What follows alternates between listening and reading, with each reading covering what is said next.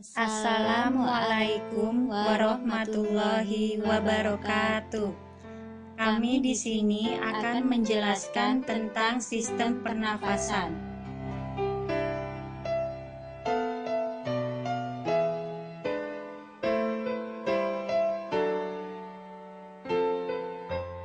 Sistem pernafasan pada hewan. Untuk melangsungkan proses pernafasan, setiap makhluk hidup memiliki alat-alat pernafasan khusus. Alat pernafasan pada makhluk hidup berbeda-beda. Hal ini disesuaikan dengan jenis dan habitat dari makhluk hidup tersebut. Alat pernafasan yang dimiliki hewan juga berbeda-beda tergantung pada tempat hewan itu hidup.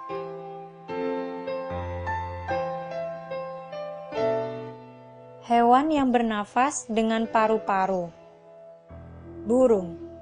Alat pernafasan burung terdiri atas hidung, batang tenggorokan, dan paru-paru yang berhubungan dengan pundi-pundi udara. Pundi-pundi udara membantu pernafasan burung pada saat terbang.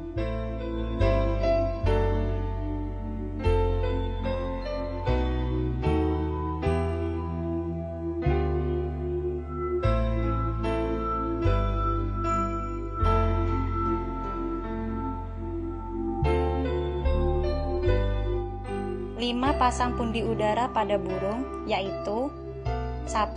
Pundi-pundi udara pangkal leher. 2. Pundi-pundi udara antar tulang selangka bercabang-cabang membentuk pundi-pundi udara di dalam tulang lengan atas. 3. Pundi-pundi udara dada depan. 4. Pundi-pundi udara dada belakang. Dan 5. Pundi-pundi udara perut. Pada saat terbang, pundi-pundi udara berfungsi memasukkan dan mengeluarkan udara dari dan ke dalam tubuh.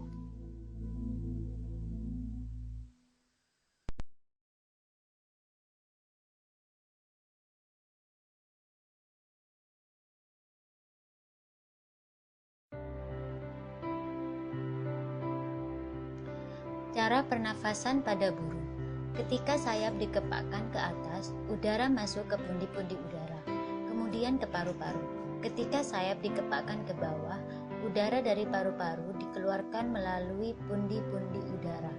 Cara pernafasan burung yang tidak terbang adalah menghirup udara melalui hidung, kemudian disalurkan oleh batang tenggorokan menuju paru-paru.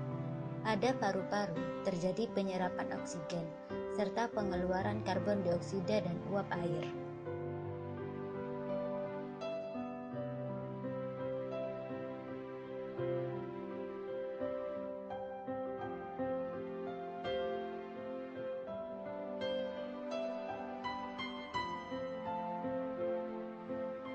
Selanjutnya adalah mamalia.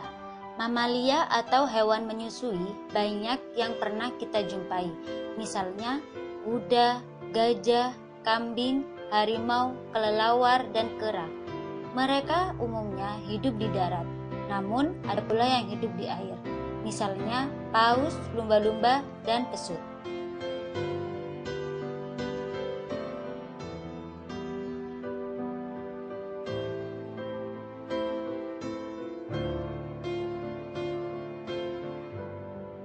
Alat pernafasan pada mamalia terdiri atas hidung, batang tenggorokan, cabang tenggorokan, dan paru-paru. Cara mamalia bernafas. Di dalam paru-paru terjadi penyerapan oksigen, sedangkan karbon dioksida dan uap air dihembuskan keluar melalui hidung. Lubang hidung paus berada di atas kepalanya, sehingga dia dapat bernafas sementara mulutnya berada dalam air. Selanjutnya adalah reptil. Reptil disebut juga hewan melata. Contohnya cicak, kadal, tokek, buaya, komodo, ular, bunglon, kura-kura, dan penyu. Alat pernafasan pada reptil terdiri atas hidung, batang tenggorokan, cabang batang tenggorokan, dan paru-paru.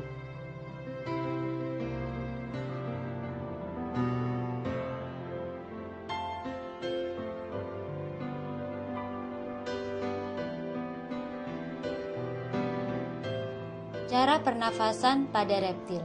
Pada paru-paru terjadi penyerapan oksigen serta pengeluaran karbon dioksida dan uap air. Pada reptil yang hidup di air, misalnya buaya, pada saat menyelam hidungnya dapat ditutup sehingga air tidak masuk ke dalam paru-paru. Cara pernafasan reptil adalah udara dihirup melalui hidung. Udara kemudian disalurkan oleh batang tenggorokan dan diteruskan cabang batang tenggorokan menuju paru-paru.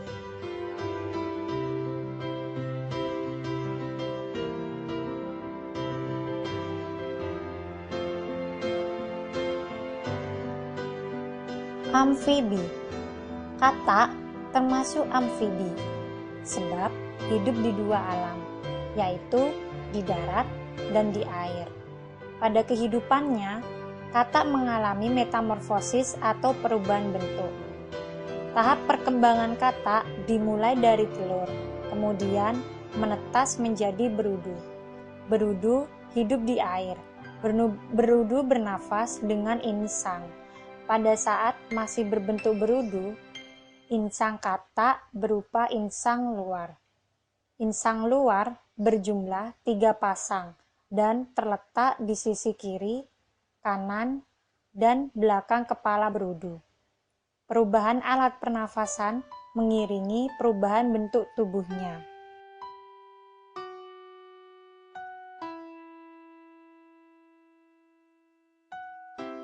Hewan dengan alat pernafasan insang.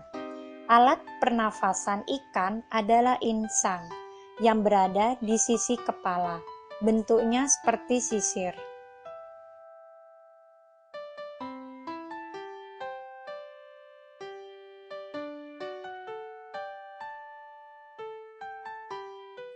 Bagaimana cara ikan bernafas?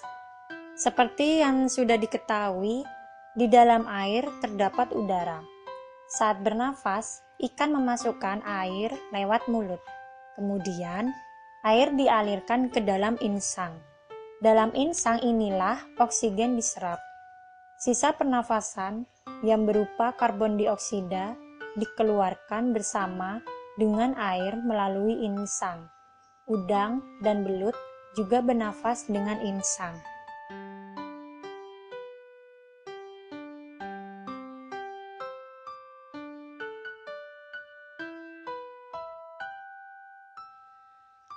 Trakea. Trakea adalah saluran berongga panjang yang terdiri dari cincin tulang rawan. Di dalam trakea terdapat selaput lendir dan silia yang berfungsi menyaring debu dan mikroorganisme agar tidak masuk ke dalam paru-paru. Trakea bercabang 2, kiri dan kanan, yang disebut bronkus.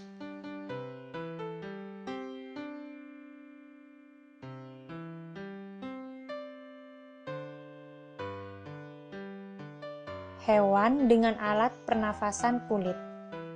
Contoh hewan yang bernafas dengan kulit adalah hewan cacing. Agar pernafasan melalui kulit dapat terus berlangsung, maka kulit harus selalu dalam keadaan basah. Oleh karena itu, cacing menyukai tempat yang lembab atau basah sebagai tempat hidupnya.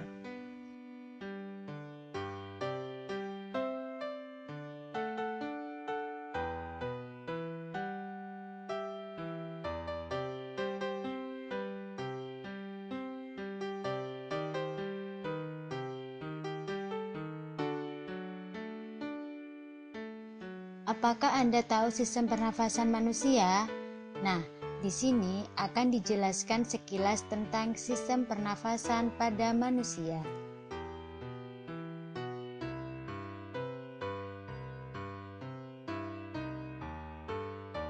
Alat-alat pernafasan berfungsi memasukkan udara yang mengandung oksigen dan mengeluarkan udara yang mengandung karbon dioksida dan uap air.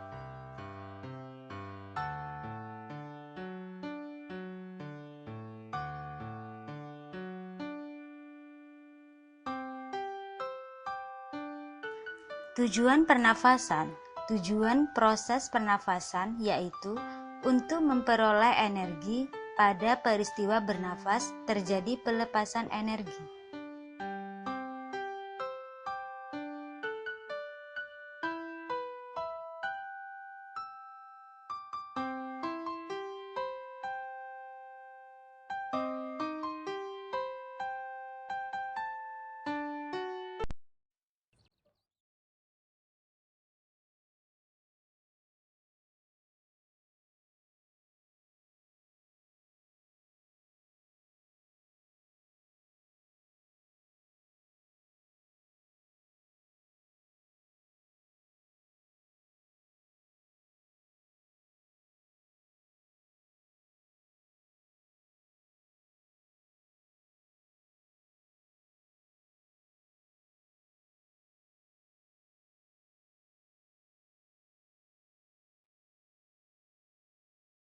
Sistem pernafasan pada manusia, yaitu hidung atau kafum nasalis. Selain sebagai salah satu organ alat pernafasan manusia, hidung juga berfungsi sebagai salah satu dari 5 indera. Hidung berfungsi sebagai alat untuk menghirup udara, penyaring udara yang akan masuk ke paru-paru, dan sebagai indera penciuman.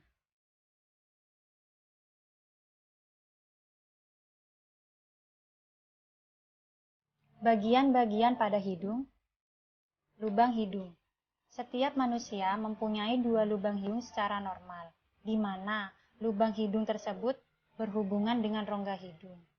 Dalam rongga hidung ada rambut hidung dan juga terdapat selaput lendir. Fungsinya yaitu untuk menahan berbagai kotoran yang masuk dalam hidung, tepatnya pada waktu bernafas.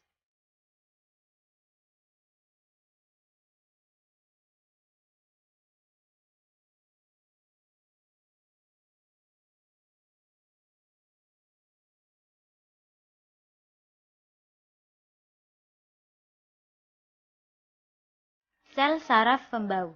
Sel saraf di hidung bertugas dalam menangkap zat kimia yang terdapat dalam udara. Sel saraf pembau mempunyai rambut halus, di mana rambut halus ini berhubungan ke urat saraf dan juga bersatu menjadi saraf penciuman menuju otak. Saraf pembau di hidung manusia berada pada bagian selaput lendir yang ada di kerang hidung atas, permukaan hidung tengah, dan rongga hidung atas.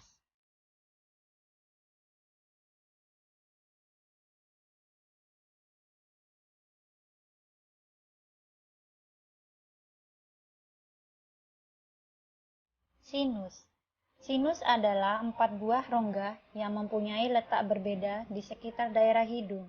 Sinus berada pada bagian rongga samping dan atas dari hidung, dan sudah terbentuk sejak pertama kali seseorang dilahirkan. Sementara pada bagian dahi rongga, sinus tidak muncul hingga seseorang mencapai umur 7 tahun.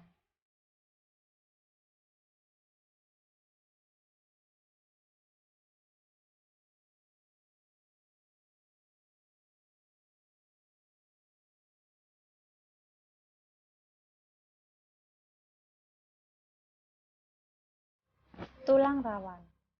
Hidung terbentuk dari kumpulan tulang rawan yang lentur sehingga harus dilindungi.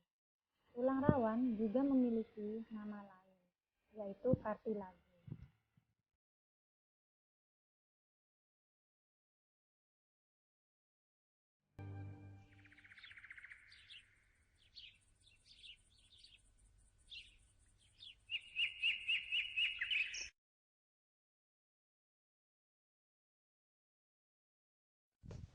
Pemisah atau septum. Di dalam hidung manusia juga terdapat septum. Septum adalah pemisah hidung menjadi 2 buah rongga yang terbentuk membentang mulai dari lubang hidung hingga tenggorokan bagian belakang.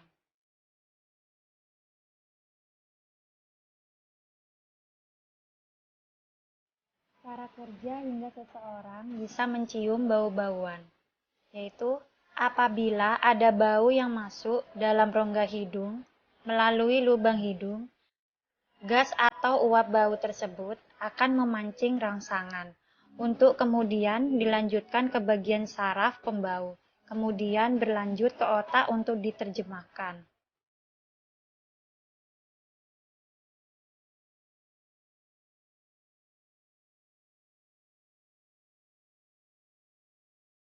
Fungsi hidung sebagai penghangat udara. Pada saat pergi mendaki ke gunung yang dingin, kamu tetap dapat bernafas tanpa terganggu. Iya, ini terjadi karena pembuluh kapiler dalam hidung yang berada pada daerah sekitar rongga hidung mengalami pembesaran alami. Pembesaran alami ini akan menghangatkan oksigen yang masuk dalam hidung Anda. Tentunya, pembuluh darah tersebut akan membesar dan mengecil dengan alami, berdasarkan suhu udara di sekitar juga.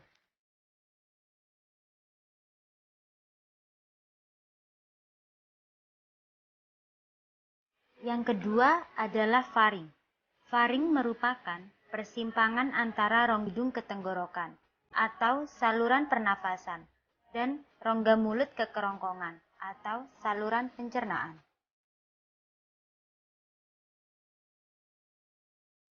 Yang ketiga adalah laring.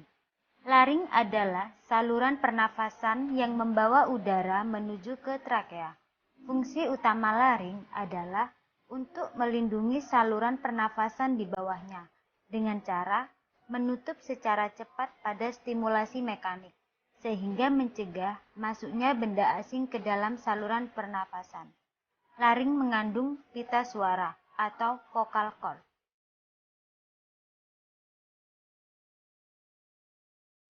Laring tersusun dari 3 kartilago besar yang tidak berpasangan, yaitu cricoid, thyroid, dan epiglottis. 3 kartilago kecil yang berpasangan, yaitu arytenoids, corniculate, cuneiform, dan sejumlah otot intrinsik. Pada laring juga terdapat tonjolan yang menjadi ciri seksual sekunder pada pria, atau lebih dikenal sebagai jakun.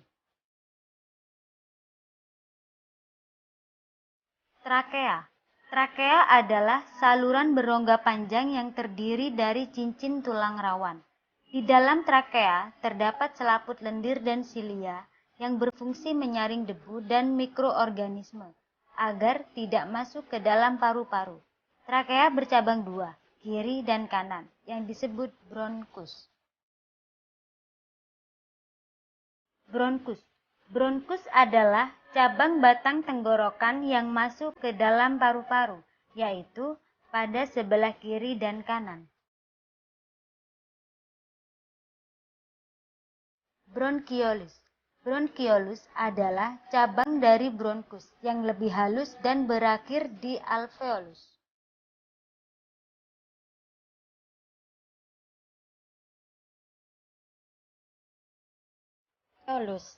Alveolus merupakan bagian paru-paru yang berbentuk gelembung udara berdinding tipis, selalu lembab, dan banyak mengandung kapiler darah.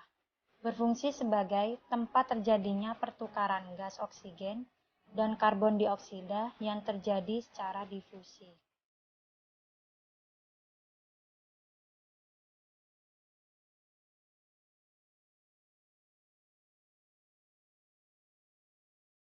Paru-paru. Gabungan dari bronchiolus dan alveolus membentuk paru-paru yang dilindungi oleh selaput pleura. Selaput pleura memiliki membran rangkap 2 yang diantaranya terdapat cairan limfa. Cairan limfa berfungsi melindungi paru-paru dari gesekan pada saat respirasi. Paru-paru kanan terdiri dari 3 gelambir dan paru-paru kiri terdiri dari 2 gelambir.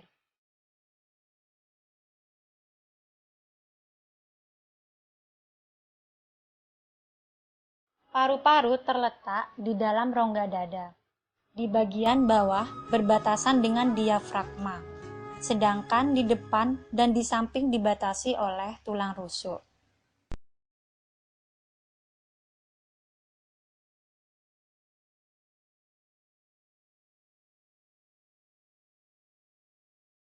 Volume udara pada paru-paru. Dalam keadaan normal, volume udara paru-paru manusia mencapai 4.500 cc atau kapasitas total udara. Kapasitas vital udara yang digunakan dalam proses bernafas mencapai 3.500 cc, yang 1000 cc merupakan sisa udara yang tidak dapat digunakan tetapi mengisi bagian paru-paru sebagai residu atau udara sisa.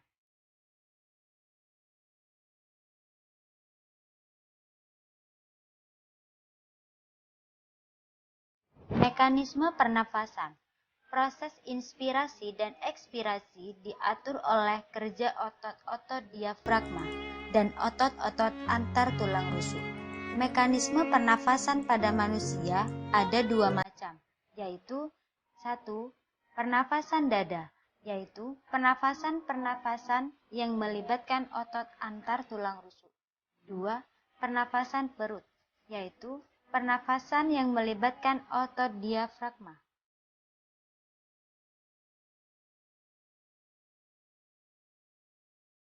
Pernafasan dada. Fase inspirasi. Fase ini berupa berkontraksinya otot antar tulang rusuk sehingga rongga dada membesar. Otot antar tulang rusuk atau musculus intercostalis external berkontraksi, sehingga tulang rusuk terangkat atau berada pada posisi datar. Lalu paru-paru mengembang. Setelah itu, tekanan udara dalam paru-paru menjadi lebih kecil dibandingkan tekanan udara luar. Selanjutnya, udara luar masuk ke paru-paru.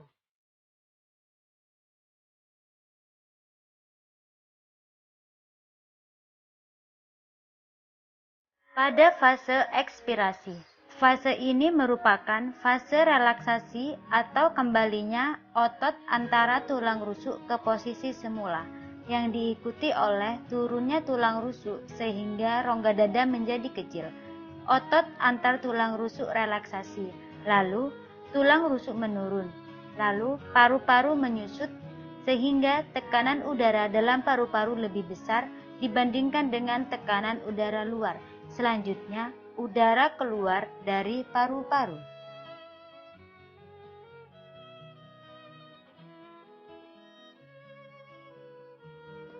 Pernafasan perut. Fase inspirasi, fase berkontraksinya otot diafragma, sehingga rongga dada membesar. Akibatnya, tekanan dalam rongga dada menjadi lebih kecil daripada tekanan di luar sehingga O2 masuk.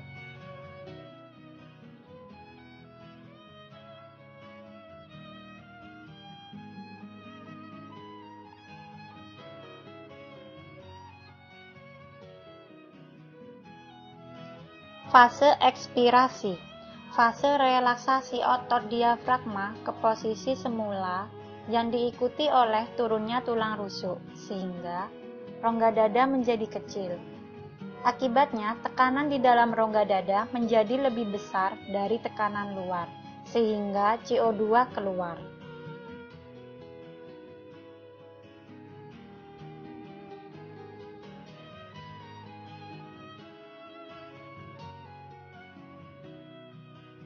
Gangguan respirasi. Sistem pernafasan manusia yang terdiri atas beberapa organ yang dapat mengalami gangguan berupa kelainan atau penyakit.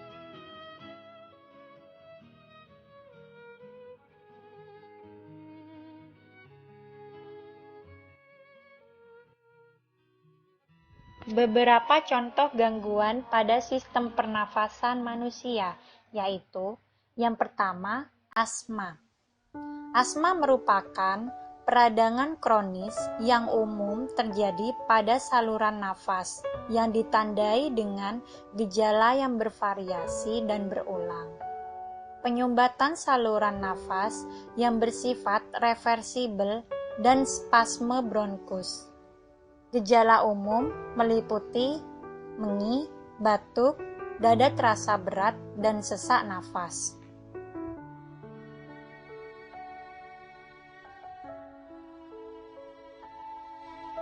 Bronkitis. Bronkitis adalah suatu peradangan pada cabang tenggorokan atau bronkus, saluran udara ke paru-paru. Penyakit ini biasanya bersifat ringan dan pada akhirnya akan sembuh sempurna. Tetapi pada penderita yang memiliki penyakit menahun, misalnya penyakit jantung atau penyakit paru-paru, dan pada usia lanjut, bronkitis bisa bersifat serius.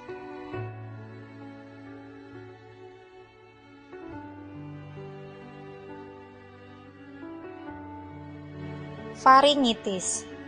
Faringitis adalah suatu kondisi medis yang ditandai dengan peradangan dari faring atau terletak di bagian belakang dari tenggorokan yang biasanya menyebabkan rasa sakit ketika menelan. Tuberkulosis atau TBC. Penyakit TBC merupakan penyakit menular yang disebabkan oleh bakteri Mycobacterium tuberculosa. Bakteri ini menyerang siapa saja, pria maupun wanita, tanpa memandang usia.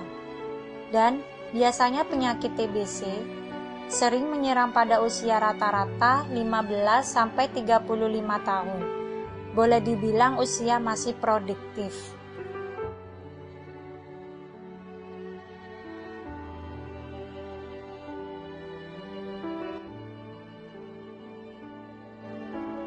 Di sini ada salah satu contoh gambar dari hasil sinar X, yaitu dada seseorang penderita tuberkulosis tingkat lanjut.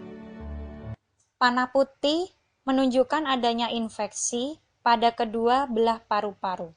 Panah hitam menunjukkan adanya lubang yang sudah terbentuk.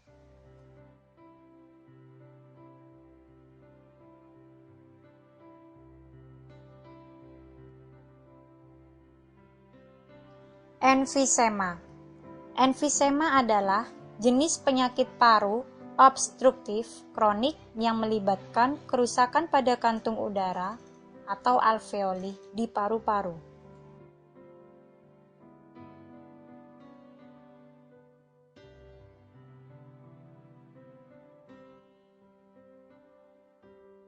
Pneumonia.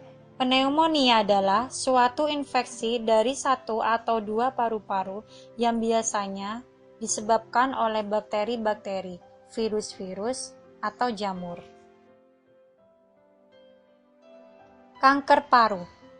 Kanker paru adalah pertumbuhan sel kanker yang tidak terkendali dalam jaringan paru yang dapat disebabkan oleh sejumlah karsinogen lingkungan, terutama asap rokok.